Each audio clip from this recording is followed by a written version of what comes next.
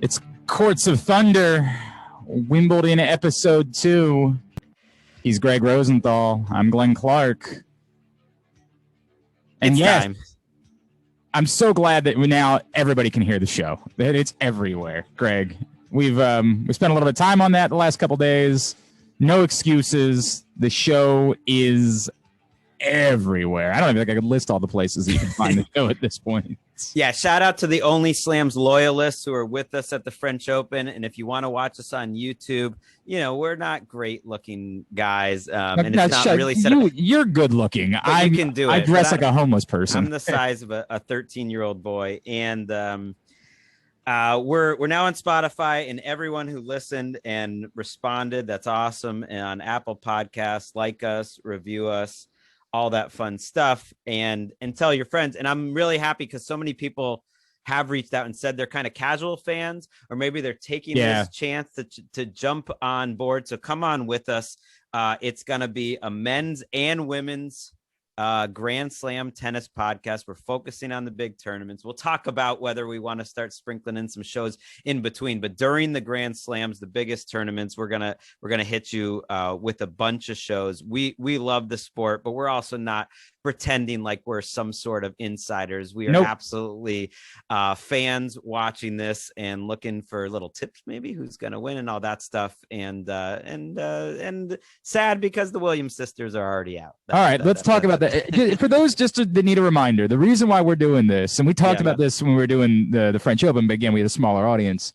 This is about joy for us. The sport brings us so much joy. We're able to enjoy it less critically than other things that we have to do in our lives, and that's a pleasant thing. So we talk a lot about what gives us joy during the course of slams. Now, of course, as you say that, we have to start in a far less joyful way. I know. As you brought up the Williams sisters. All right, this is an awkward conversation, Greg, because it touches on a few different things, right? And the fact that, for anybody that doesn't know, we both have such unbelievable love and affection for these two titans of this sport.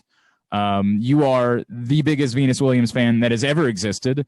I am utterly obsessed with Serena Williams, stalked her and during my trip to Wimbledon years ago. Thankfully had a connection that allowed me to spend a brief moment with her. I love these two women so much. And this is such an awkward conversation to have because it is two different conversations, but it's kind of the same conversation, right? Well, Serena's obviously the bigger story in the scope of 2021 tennis. You know, she came in as one of the betting favorites in a tournament where it's wide open on the women's side, and she goes out with the first set retirement. But I do like talking about them together because it really stuck with me. You know, watching both their matches, their first round matches on Tuesday. Venus has since lost in the second round to Ons Jabeur. But they got a competitive match, by the way, in a match. Yeah, and we'll get to that. But like, I think the reason Venus is still out there playing is the reason why I'm not giving up on Serena winning another slam, and I think it'd be crazy to, and that it wouldn't surprise me at all if she can come back from this, and all this talk of like she's done is crazy to me, and the reason is because, man, they love sports. They do. Like, that's one of the reasons. And I think a casual fan who hasn't really checked in on Serena over the years or whatever is like, they think she's like this physically dominant force who's just like beat up on all these women, and it's been one-sided. And, you know, of course she is incredibly talented. That's not what I'm trying. It's not that, but they love to compete. They love to be out there. They love to be in the arena. That's why she's 40 and still playing and putting herself in the situation to be heartbroken. And I do think Venus they both played world team tennis, right? Like they both cared desperately about the Olympics. They went back to Indian Wells in the later part of their 30s to play there, right? Like they're not going to play every week. They're not going to go play in, Connecticut. They're not going to go play, some of these other events, but like they both desperately love playing tennis. Right. And you mentioned why we're doing this podcast. I'm glad you said that because, I think about my friend that I lost, and we talked about this a little bit at the French, but for everyone first listening on a podcast, because this is meant to be a podcast. Chris Wesley and I used to say something back and forth, which was heed the call. And that was just like, do something that your heart tells you to do that you love for the fun of it. So right now we're not doing this to get paid. I am very unpopular with my family right now. I'm in the middle of a vacation. I'm watching so much tennis and I'm now taking an hour out and we're doing this.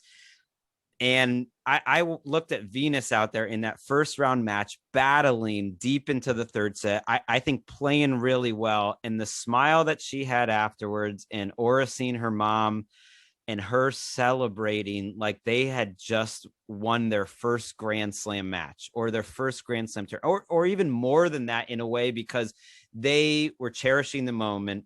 And they were understanding what it means to be out there. And there's nothing else in the world that they would rather do. I'm not comparing us podcasting to them playing tennis. It's like this little fraction, but that gives you an idea that I truly believe they're out there. They're not doing it for the money. Serena's got all the money. Venus has got all the money. They're out there doing it because they love it. And Venus said today, when it's my last match, I'll let you know. Yep. Like, stop asking. Yep.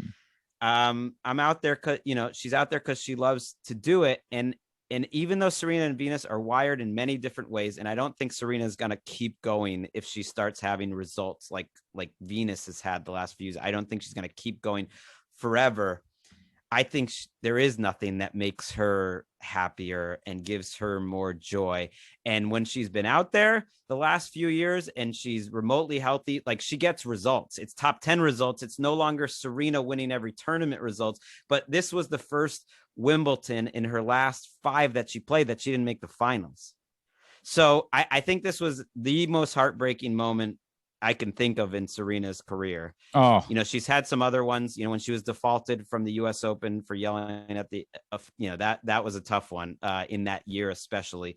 But this one, because I think if you don't follow her on a tournament to tournament basis, her whole year was primed to set up for this moment. And so for her to slip and fall like that and get hurt and her body break down, I think it was as tough as it gets for her. And it's going to be tough for her to rally back for the US swing. But that is what I expect her to do. Look, I said to you, and I know you thought I was being over dramatic. I described it as her last best chance. Right. And I was trying to be careful about what I said. I don't think that I'm with you. I still think she's going to be a factor, but the reality is, I don't think any of us believe she's going to win a French. And if she plays in a hardcore tournament that Naomi Osaka plays in, we're going to assume that there is a heavily skewed favor to Naomi Osaka there. It's going to be very difficult to beat Naomi Osaka at a hardcore tournament, right? If Naomi Osaka's well, sure, but she's going to go through her things. You know how understood. They may never play each other in correct. Tennis. Be on other sides. I understand that. I'm not saying it's impossible in that way. That's why I specifically use last best chance. This was a great chance. This was an awesome opportunity for her to play on a surface she loves, for her to play at a time where everything is completely wide open on the women's side of the game. There is no one that you could say is an unbeatable force in a tournament like this, and all of it favored her. And so you could see, the emotion was unbelievably real and made it so much more difficult to watch for those of us that I couldn't even make a tweet about it because I wanted to say like that's the toughest moment I've ever seen in Serena's career. It feels like the toughest loss, but it's like that it almost felt it was too much, and you didn't want to sound like it's piling on. It's coming out of a place of loving watching her, but I really do think her status as one of the great athletes we've ever seen, in the whole Margaret Court number is a conversation for another time. It's meaningless. But I think we should I do still think there are people that don't understand how Margaret Court technically owns the record for Grand Slams. It's no record. But she got half of them back when half the field didn't even travel to Australia, not to mention like they didn't let black people play, and it's a farce. It wasn't that even number is a farce. It's it's nothing to do with utter Serena's farce. done. Serena has the record that actually matters. But I think we have to keep saying that, Greg, we keep putting that, and I understand ESPN keeps putting that number out there because it's a thing, right? Like it's a thing because it's a thing to Serena.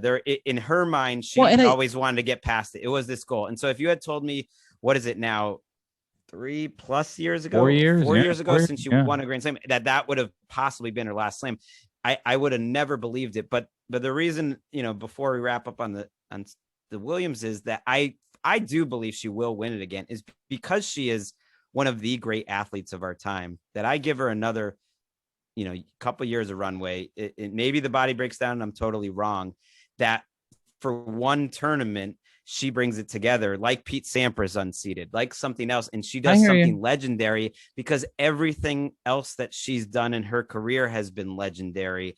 And so there's no reason for me to expect that it doesn't come together one more time. It's different being a Serena fan now than it used to be. And so it's some adjustments. And she also played really well in Melbourne. She played unbelievably well in Melbourne, and we're only a few months removed from that. The two things, again, constantly part of the other story of why the number matters is because we all kind of despise Margaret Court. And like that's I'll let you guys go and do your own work on that. If you're not familiar with why that's the case, Google exists. Well, she's a bigot. She's a bigot. And they're trying to take her name off. Not to mention, before Billie Jean King wiped the floor with Bobby Riggs in the Battle of the Sexes, which was watched by more people than any tennis match ever. Like 90 million people watched the match. He wiped the floor with Margaret Court, so she choked in a big spot back then too against Bobby Riggs. So thanks a lot. Thanks a lot for that. No, so that has made this farcical number mean more, because it's really about taking down Margaret Court.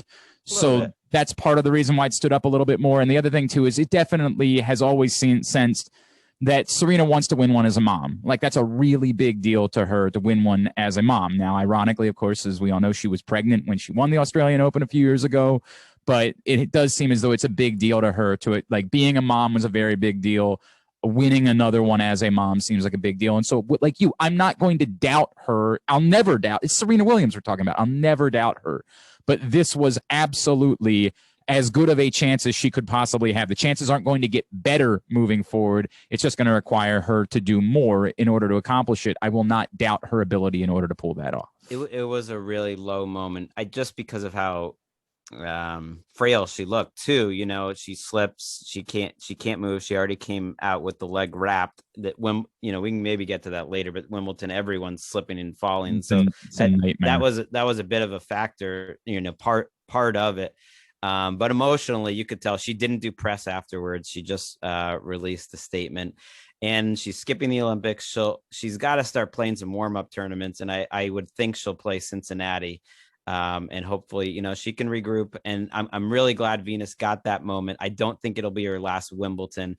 She's at the point, though, where she needs to start winning some matches, or the only way she's getting into these tournaments are with wild cards, which is which is what Wimbledon gave her. And she'll have a wild card for life as long as she wants it at Wimbledon, but in the US Open. But she's got to win some matches. And she ran into a really tough second round match. She had to play back-to-back days.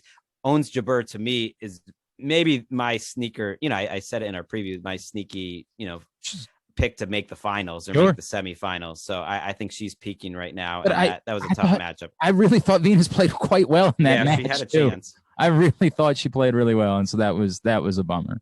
All right, are you going to do the bit when I hit this button here? Sure, let's bring it. Love it. Courts of Thunder. I love that so much. Maybe not every show, but I don't know. You guys can let me know. I genuinely love any it. listeners out there.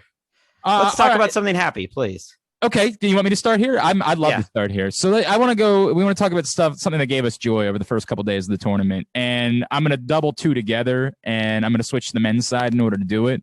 Greg, as everybody knows, I root for Americans. That's it's not that I don't root for other players. I want to make that very clear, but I'm selfish. I've rooted for Americans since I was a kid. I'm going to continue to root for Americans. I told you going into the tournament, you said this will be a successful fortnight if what, and I said, if Seb Korda does something, check. This is the successful Wimbledon. Seb Korda has justified why we wanted to feel a little bit differently about him than we felt about some other American men. Now, that doesn't guarantee that he's going to be competitive to win Grand Slams in the future. I can't assure you of any of those things. But beating Alex de Minaur, that's a really tough matchup in the first round for Seb Korda, and he looked great. He backed it up with a quick 3-setter in the second round. He was dealing with a little bit of a knee thing. I hope that he's okay and that he'll be able to play on. And he's got an opportunity to really make some noise into week 2. But I am extraordinarily happy about Seb Korda, a guy that I want to believe in, someone that I want to see separate himself from other American men moving forward. And he really delivered in the first round, how he took down Alex de Minaur. Yeah, if you're not familiar with him, his story is crazy. His sister, correct. Not a grand slam, a major golf tournament 2 days ago.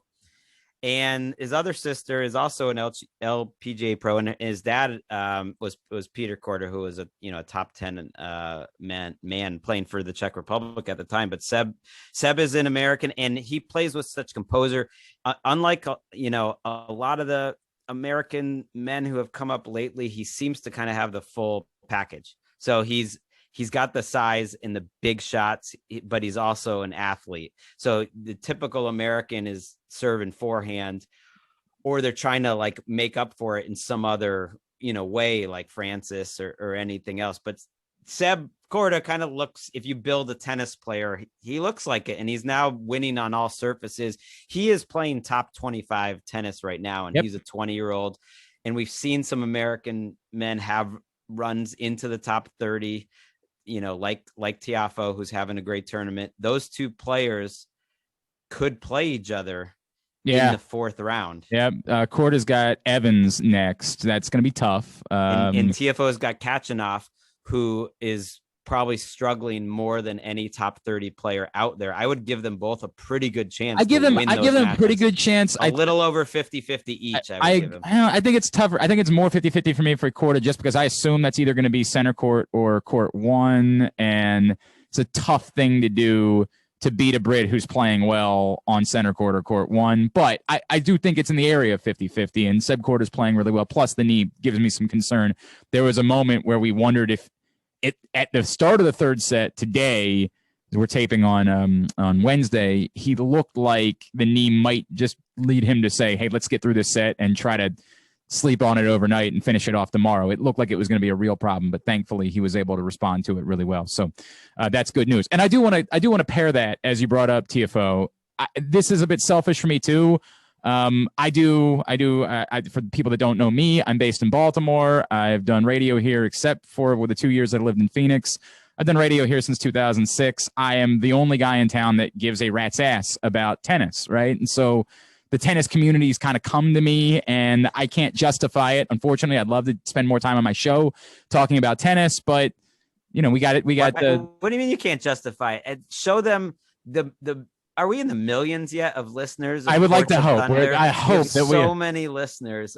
You're right about that, Greg, but I still have sponsors, and I still have to answer to ratings and things along those lines. I have to talk about the Ravens and the Orioles, and that's what I have to talk about. So Francis Tiafoe, who's not even from Baltimore, he's really from DC, but we claim him as a Marylander. It's fine. Because he's from PG County. Which is just outside of DC. But please, if you can't claim a DC guy anyways, like what are we doing here? A 45-minute drive? He is one of the most amazing stories. His in tennis, and he's gone up and down, but he's going back up. And it's cool because he's from College Park, so we can associate him with Maryland, and he wears like University of Maryland bracelets when he plays, and so we claim them. So that's what it is. So it gives me an excuse in recent years to talk about tennis on my show, because Francis Tiafoe has played so well. He dispatched this is the best I've ever seen him play in the match against Tsitsipas. And again, Tsitsipas doesn't play grass. We all knew that he was likely. We talked on this show, on the preview show, about how likely it was that this was going to set up for disappointment for him coming off the run to the final, and how much he spent on that. He was still a 5-1 favorite in this match. 100%. And I appreciate it. I got a tip that I should maybe put a little money on Francis Tiafoe, and I did. And I wish I would have put more on him, frankly, because it paid off for me quite well. But that was those moments mean a little bit more to me. If you know his story, it's truly incredible. He does not have the body of a player that you would expect to be particularly dominant. So he's got to work a little bit harder. He's got to do a few more things in order to succeed. He followed it up with a win over Vasek Pospisil. That's a win he should be getting at this point. It'd be more troubling if he was losing to Vasek Pospisil at this point in his career. But both of those things gave me great joy to see early round success from Seb Korda and Francis Tiafoe. Well, he had to play back-to-back days, which is happening to a lot of the men because of all the rain in the first few days and the silly rules. In London, they have 11 o'clock curfew and all this stuff. He backed up one of the biggest wins of his life with a straight set win against a pretty competent, similarly ranked opponent in Pospisil. And you're right, he should have done that, but that's sometimes the toughest thing to do. Follow up. Yeah. I love the way he looks. I would back him against Kachanov. I don't know if he'll be an underdog or not. I would guess in terms of a betting line, maybe Kachanov is a slight favorite, but because if anyone's watching, Tiafoe's form, it won't be by much. And I like his chances. He plays a weird game. It does not have much of a backhand, and that's probably going to, prevent him from ever being a consistent top 10 player. But it's one of the reasons why I love tennis is compared to team sports, the trajectory of your career doesn't have to totally make sense. And I think Tiafoe is a huge value add if you're an American tennis fan or a tennis fan in general, because he loves to have fun out there. He plays a little bit more like a Monfils or a Kyrgios. His forehand is wild. He's super athletic and he's a great personality. And he really does have a chance here to make some noise. And I think it'd be fun to jump on board. I'm sure ESPN would love it if they have a 4th round Tiafoe Korda match, 2 young Americans. Tiafoe's still only 23. So sometimes we feel oh, this is disappointing. We've been following because he won the Orange Bowl. So we've been following him for a while since he's been a junior. And he was a very typical example of a guy who was over his skis in terms of his ranking, that he got into the top 30 at age 20. He wasn't really that good yet, but you can do it off a couple good runs. He had that run at the Australian Open where he beat Kevin Anderson. He got to the quarters, but to be able to keep back, the hard thing in tennis is to keep backing up year after year after year and in 6-month chunk after, and your weaknesses will show up. And that did for him, and maturity will show up, but he's only 23. And I love the way he looks, and he makes me smile just watching him in the interview and stuff. He's just the coolest guy. I was wearing that shirt with Arthur Ashe in the fur coat. It was just so cool, man. And he's a badass. It was so cool. He's a badass. And I think he'll be, I really like him in this next match. So this is probably about as good a young American men's tournament as we've had in a while. My pick, Opelka to go far, totally flamed out, and Isner's gone. Not that I really care too much about Isner, but these two guys are more exciting anyways. I agree with all that. All right, so give me something that's given you significant joy, Greg Rosenthal. Well, I'm surprised to say this, but Andy Murray, I have why to are say, you surprised to say that? Why are you surprised to say tennis is so much better? Here's the bummer. Tennis is better when Andy Murray's a factor. Tennis is better when Stan Wawrinka's a factor. Tennis was better when Juan Martín del Potro was a factor over the course of the last decade. Unfortunately, we couldn't consistently get all 3 of them. I don't know why it took me a while to warm up to Murray. Maybe because his playing style is a little annoying. He plays defensively and he just gets caught in these crazy matchups and he's full of drama. But Andy Murray, the person, is a delight. He to me is a great flag bearer for the sport, even more, I would say, than, to me, I would take him over Federer, Djokovic, and Nadal as I love the way he speaks about the sport and women's sports and everything. And it's not just a value add having him back in the mix. Having him back in the mix at Wimbledon is the value add. So yes, watching him in this first round match where he's up 2 sets and he's up 5-0 in the third, and his opponent Basilashvili is dogging it. It was ready to go home.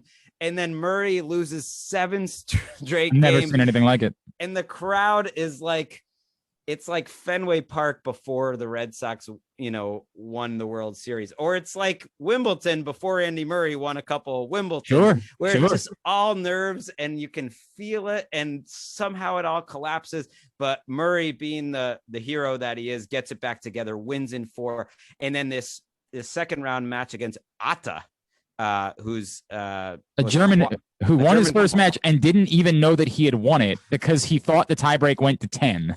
It's very confusing. Tennis is a Mickey Mouse sport. Sometimes we'll get to that at the end, where it's like, let's be a little big leagues. Let's have the same rules at every tournament. It is a little confusing when the match ends at Wimbledon and other tournaments. And so Atta, he got through the first, didn't know, up 2 sets against Murray up 2 sets to 1 in the second round. And Murray fires back. They close the roof and it's on serve. And this is one of those things that happen in tennis. You take a 10-minute break and Murray comes back so energized. The crowd is so loud. And not only is the crowd roaring after every point, but Murray is roaring after every point. And even when he's got all the momentum in the world and the big lead in the world, he like blows a break point at 40-15 and he starts swearing and going crazy. And I love it all. It's just great drama. He's a great dude. And, by the way, there's nothing better in the world than the slow build to Murray's excitement, right? Where like he hits the winner or he wins the point, and at first there's no real reaction because he's literally building it up in his body for his explosion, right? Like where other people, it's just guttural, they just let it out.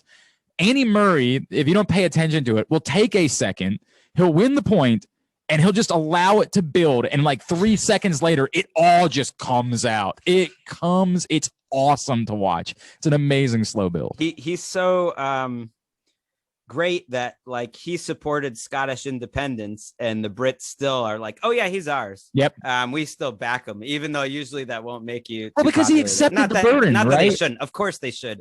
Of course they should back him. Right. I love that he's that independent that he stands up for himself. He stands up for his countrymen. And I wanted a Jimmy Connors in 91 type of run out of him. I hope it's not just these 2 matches. He has a very difficult 3rd round match against Shapovalov, but he does get a day off. Shapovalov got a walkover in the 2nd round. So it's in is playing really well. So Murray's a heavy underdog, but I'm just pleased that that'll be on center court. Of course, again, they'll put that in the primetime spot. Yep. And I'm sure it'll be great theater, whether he wins or loses. And it's great to have him back out there because he's a really interesting case of, and this happens in every sport in some level, but a great athlete who had something taken away from him. Mm-hmm. His whole game was speed and defense and outlasting the opponent. And that speed's kind of gone. I mean, he's still working hard, but the speed's gone. And I don't know if he can hold up. And yet he's finding ways to make it work. It feels like we're stealing something right now with Andy Murray. We weren't supposed to get this. His career was supposed to be over.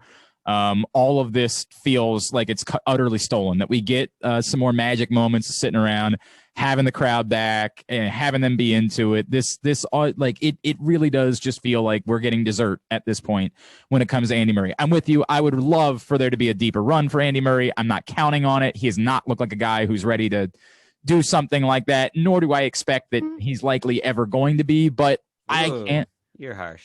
I mean, I think you're asking a lot there, Greg. You're probably right. I mean, as Andy Murray said after the 1st round match, sounding a lot like Venus Williams. In a way, they are kind of similar in terms of that they're both among the most intelligent players on and off the court I've ever seen, and are great sort of spokespeople for the game.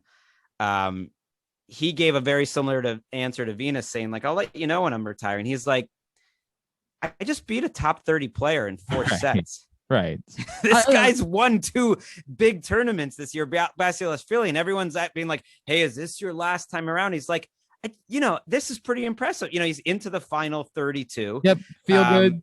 It's not all pretty, but he just beat a top 30. And I'm with him. It's like, I think he's looking at it, and he might be the type like Venus who, if he can play at a reasonably high level, extends this out. So that's one thing that's given me a lot of joy. I got to throw in a similar case, just of a guy we haven't seen in a while, which is Nick Kyrgios back on the big stage. To me, played the match of the tournament so far, winning in 5 sets against Ugo Humbert. Not a big name, but Humbert is a top 25 player who just won a grass court tournament in Eastbourne. And that was the highest quality match I've seen. Kyrgios played awesome. He's got the crowd going crazy. for him. And he's just box office. To me, he is the most entertaining player to watch. He won in 5 sets. Can he win back-to-back days? He's going to have to play again on Thursday. I don't know. We'll see. But I love the fact he's that a big favorite. Back. He's a big favorite in the next round too, which is weird because he was not against Humbert. The two things, obviously, that's one of those infuriating. How does this still happen? We talked about it in the preview show. We all know this is coming. How are we still participating in exercise where matches are going to have to be suspended? I will eternally never understand how this can be a thing, how you haven't worked something out, how you put a roof on top of the stadium and yet the neighborhood, like the city still says you have to end at 11 o'clock. It's like, grow up, Wimbledon. It's correct. Like, well, the village, they have to go to sleep, or it's tradition. It's like, okay, a lot of traditions that you had back then are like illegal now. It's like you can change your traditions. You added lights. That's good. You added the roof. That's good. Like, if it's about the noise, you should be able to trap the noise inside the building. Right. It's one stadium letting out. It's not the whole whole tournament. It's 1 or 2 stadiums. And yeah, that's Mickey Mouse stuff. So I felt he's gonna have to play 3 straight days. Yeah. Gael Monfils, his first round match started on Monday. It didn't end till Wednesday because of this stuff and because of rain and everything. Monfils is going to have to play 4 straight days because his second round match is Thursday, and that gives a competitive disadvantage. But you're right, Kyrgios has a very winnable second round match, and I really would love for him to continue on in this tournament and possibly take out Zverev, which is a matchup that could be coming up. That would be beautiful. Kei Nishikori, my guy, is in that section too, and so that would be nice for him. But just having Kyrgios back, it's crazy. He has literally not played a match since the Australian Open. He decided not to travel with all the quarantine rules and just doesn't seem that into it, frankly. Nope. But is still able to show up and put on a show. All right. All right. Let's move on because we're starting to end up having a time crunch as always. We're excited, we waited an extra day in order to do the show, so it's what it is. Next. Yeah, because the first round wasn't ending. Courts of Thunder. Thank you, Greg. I appreciate it. All right, so I wanted to throw this one in. Some second stage acts. When you go to a festival, of course, you want to see all the big bands and all the big acts that are playing, but you also like to sneak over and maybe catch a second stage act that you hadn't paid a lot of attention to. So, Greg, give me a second stage act from the first few days of Wimbledon that really caught your eye. I'm going to go Madison Keys. I know we're a little heavy on the Americans here. It's been but hang on. This has been a really great 3 days for Americans for the most part. And I have other ones too that are not, but she looks like Madison Keys, prime, ready to go, business-like with, I thought her first round matchup was going to be a little tricky, was not. Cruz second round, and is in what I think is the toughest quarter of the women's draw. It is really loaded. But Maddie looks like a contender in it. Like we said, it's wide open, and she's the type of player that, you always say like, hey, look, she could show up and win a Grand Slam one of these days. And to me, she's healthy. She's playing very well. She's on her best surface. She has Mertens in the next match, but then a very winnable, what would be a 4th round match. And then possibly Sloane Stevens in the quarters. She always seems to, go against Sloane, and she's not getting a lot of attention right now, but Maddie Keys, a big ball basher, kind of the classic grass court player, caught my eye for sure. Let me give you someone who I absolutely believe is a threat to win this tournament. Okay. Yelena Ostapenko is 1,000% a threat to win this tournament. Yelena Ostapenko is working quickly. 2-1 in the first round. Yelena Ostapenko made a great run in, 2018 at Wimbledon. She has played well coming in. I am a believer in Yelena Ostapenko all of a sudden. Now, I might go too far with this, and I might end up getting reckless and throwing cash away that I don't need to throw away, but I am a 100% firm believer in Yelena Ostapenko. I'm with you, except for her next match is against my girl Kasakina. I know. Who's also playing well, who also made a Wimbledon quarters in 2019. I think they might have just played, actually. Off the top of my head, I can't remember. And I think Ostapenko won that match. But I think the winner of that match, I'm glad you mentioned it because I kind of had it circled. I'm with you. I kind of backed the winner to go really far. That is a very open section of the draw that I could see it, them cruising the next match after that. Vika is up there in that section, Barty eventually, but I'm with you. The two of them, I could see Kasatkina winning that match because she is going to make you earn it. She's going to get every ball back. She is very creative. She's a little bit like Ons Jabeur, where she can do a little bit of everything, and she's had plenty of success. And by the way, she did beat Kasatkina in 3 sets at Eastbourne. Okay, look at that right off. Nicely done, sir. But that's like and that was after she beat. I forgot she beat Ons Jabeur in that tournament too. She beat Pavlyuchenkova, Jabeur, and Kasatkina. She's rolling, and when she's rolling downhill, it is tough to stop. I'm with you. I would say she would be the favorite in that match, but it also wouldn't surprise me if Daria hooked her up. By the way, Daria I'll give her a little love. That I follow this girl on Twitter who was mentioned, she couldn't get any food because the fan restrictions are really heavy of where they can go. And she's a big Kasatkina fan and follows her. And Kasatkina just responded, "Is what do you want? I'll pick it up." And she got her some pasta from that's really cool. That's really neat. She's a woman. What a she's man. A woman of the people. Yeah, right. That's awesome. All right, give me another one. Felix I said before the tournament, Felix Auger, Ali Smate, two easy matches, cruised. It sets up well. I think we've been waiting for him to break out, and I think it is setting up. I mean, he's still only 20 years old. He is the oldest 20 I can think of because he's been around since he's 17 and had so much hype. But I like how he looks right now. I think he looks great. I'm in complete agreement on that. And then the other one that I just want to shout out, and it's somebody that's been, and we brought him up again last week on the preview show. He's someone that's been a part of our lives for some times, and I don't know that we've ever really given him enough consistent credit. Sam Querrey is just such. I don't know how to say this, because I don't want to sound like I'm being too effusive in my praise of Sam Querrey, but there is just something about this guy that every time we get to Wimbledon, he's going to end up being a factor again. He's just going to end up figuring out a way to put some wins together and to win some matches. And I kind of appreciate that he has been a constant in a time where it was very difficult to have American men's tennis players that you could appreciate and respect. He takes out Carreño Busta in straight sets in the first round, which is remarkable. He gets Duckworth in the second round. That's I think a very winnable match for him. He'll win. Right. That. It says a lot. When I looked at Djokovic's draw, I just thought, there is no way Djokovic loses until the semis, unless it's Querrey. Right.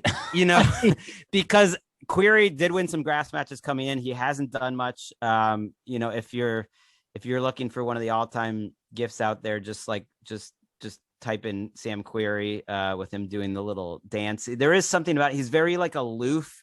He's very Southern California. He was wanted by authorities in Germany, I believe, for escaping with his family because he broke the COVID rules there and was like, nope, not going to listen. I'm just heading for the airport. I'm bye. And, there's just something. He's a man of mystery, and he's a SoCal guy like me now. And he could go far in this tournament. You're right. I absolutely believe it. One last quick thing. It's not really a quiet player to watch, but it's more just a match I want to circle is Ons Jabeur versus Muguruza in the third round is crazy. Tremendous, yes. That whole quarter has Sabalenka, Sakkari, who's down a set as we're taping this, and that's continued, so that's messy. Rybakina, who's playing really well, and those two, Ons and Muguruza. That is a brutal section of the draw. But I would put those two, if they were separate, in the top 4 or 5 favorites to win the tournament. And so they play next round. So if you're a big want to be a tennis dork, tennis hipster, that is the match I feel like the tennis hipsters are going to be watching, because we've all been waiting for Ons Jabeur. She's the greatest player from the Middle East ever already. First Arab woman to win a tournament ever. Yep. And she plays a beautiful brand of tennis where she can do a little bit of everything. Is a lot of fun to watch, and going up against Muguruza. I think the winner of that match might be the the favorite in that entire half of the draw, along with Barty. I don't disagree. All right, let's wrap by complaining. Hang on. I was going to hit this button, but it didn't. There we go.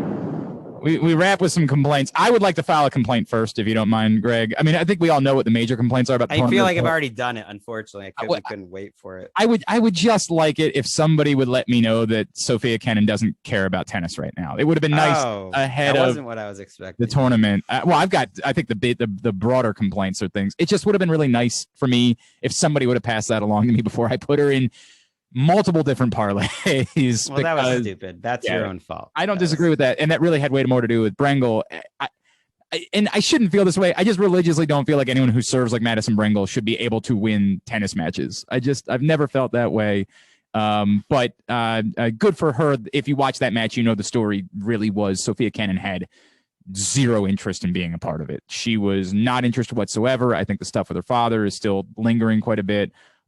It's very difficult to see that play out right now, and hopefully she gets the ship righted at some point because she's very talented. Did you watch it? You watched I 100% watched. So Ben Rothenberg from the New York Times tweeted out a stat from IBM that she had more unforced errors per minute than any player ever. And it was the quickest match since 2002 for a top 10 player. So you could argue that's the worst match anyone's ever played. So you don't want to I don't want to pile on her.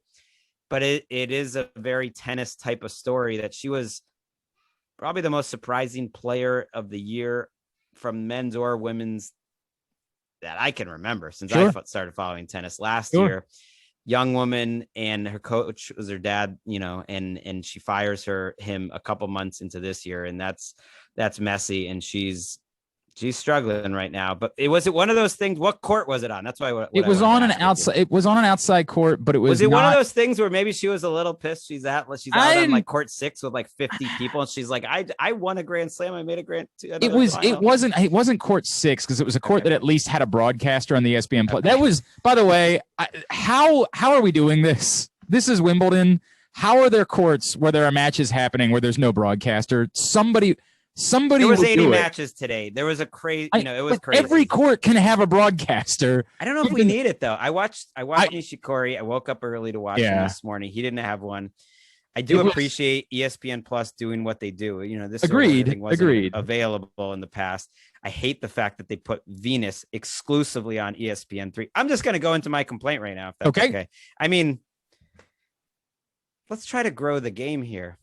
Let's not show a boring Djokovic match, or even worse, they're showing a Zverev first set when one of the greatest American champions of all time, Venus, is possibly playing her last match. And and it's close at the end of like the third set. It's on a stadium court too. And it's on a stadium court because of, Wimbledon's given her the respect, and ESPN refused to show it because they decided to do a thing where we're putting Venus exclusively on ESPN, right, to get you to sign up because we want the diehards to pay for it, like me.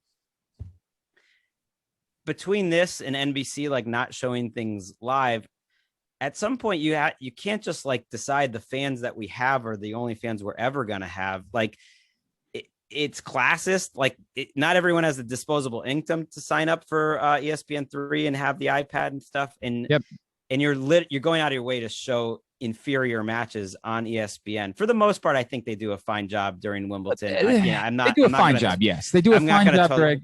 But you got to think about the future of the game, and that's a big complaint. Well, the odd part to me is they're typically slaves to celebrity, which you would think would lead to them wanting to have Venus Williams on. They are typically slaves. Right. No one cares. You're showing Sabalenka, like it's like just show Venus. Normally they are slaves to, if you're famous, we'll put you on television. If not, we're not interested. And the biggest problem is when like play wraps on center court on a day where just like we unfortunately had Serena, the Federer match ends up getting cut short, and then Serena, and there's no more tennis at that point on center court.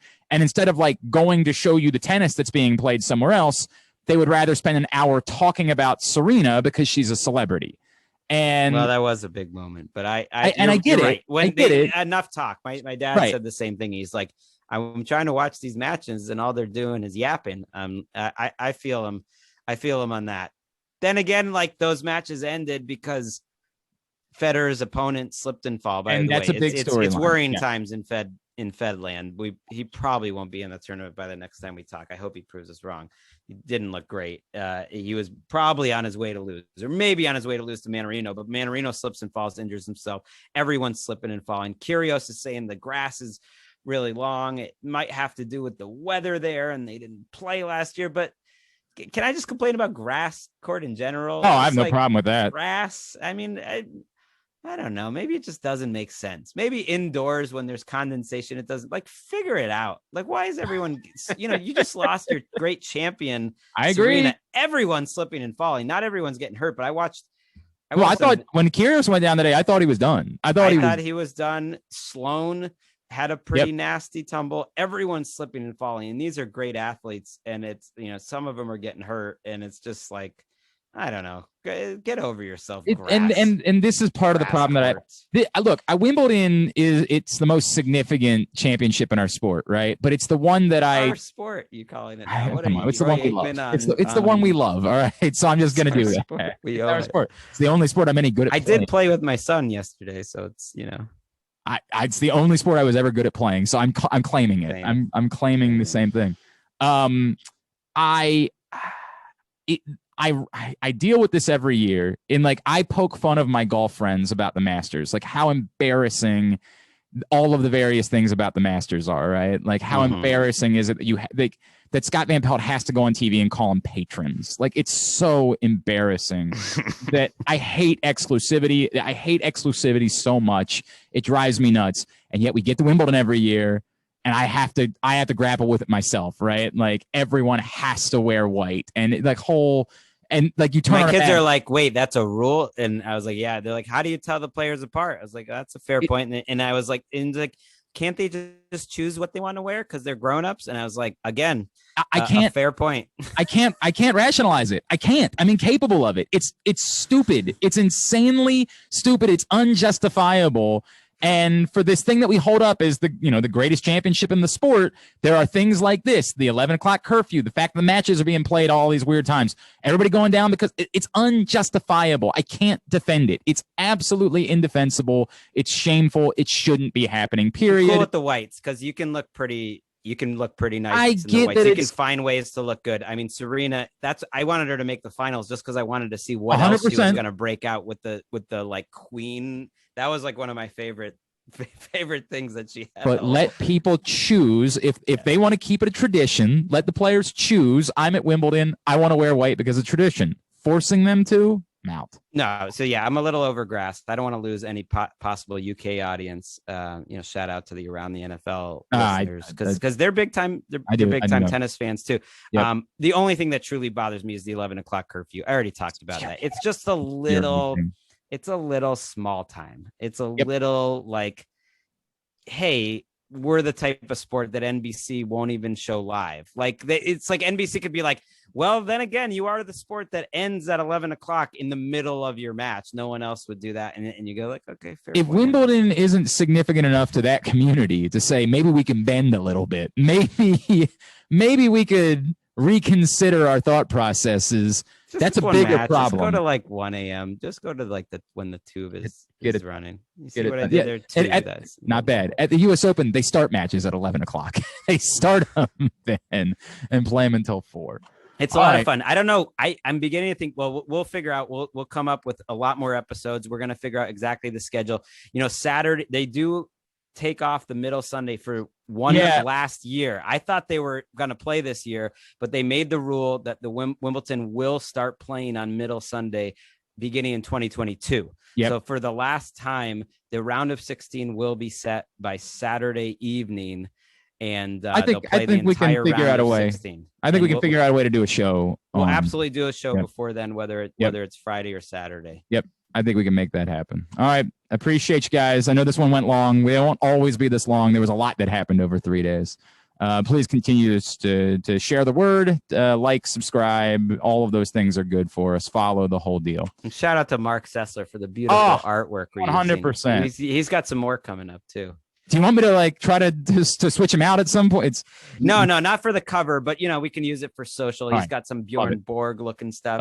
Love it. He's into it. So I'm excited. Right. Very good. When I post, you know what? Can I post the other one that he sent already? Can I post that with this episode? Absolutely. Do that.